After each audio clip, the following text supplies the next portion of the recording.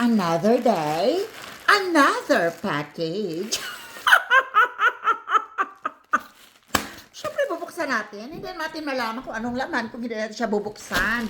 As always. So, ayan na nga mga langga. Check natin. So, ayan na. Ito na yung request nyo. Ano na?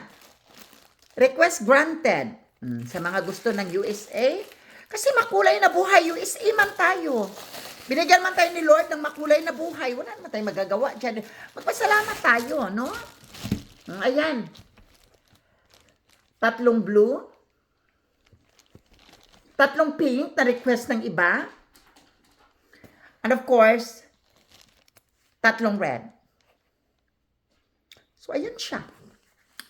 Nakaready na siya. Ipamimigay na naman na natin sa inyo. Meron na naman akong dagdag pa sa lubo. Nga, pukontra mo. Nagwapa man gid kay si Angela. Wala man gid tayo mahimo, ana, no? Nagwapa man gid si makulay na buhay. Diba?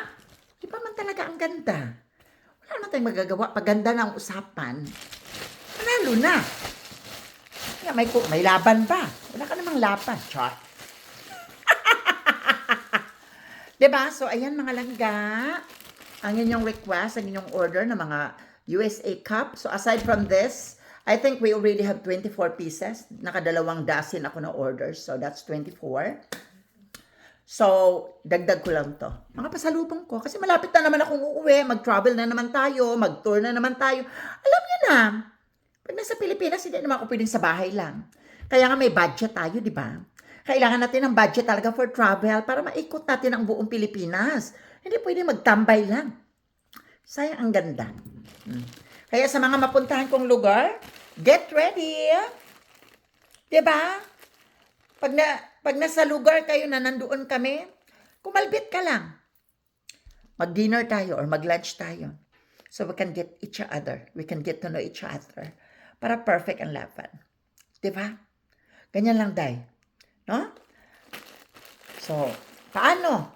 Kita-kita tayo very soon. Malapit na. Abangan ang pagbabalik ng isang Diyosa ng kagandahan, ang Diyosa ng maalindog, ang Diyosa ng makulay na buhay, USA Life. Iisa lang at wala nang iba. Kung naay mo kontra, maambot na lang. Maguba din yung balay, Day. Ay, dako kay kong lawas. Babungkag din yung balay. Enjoy and have a great day. Mag-comment lang sa baba ang naiinis. Okay? Have a good night. Bye.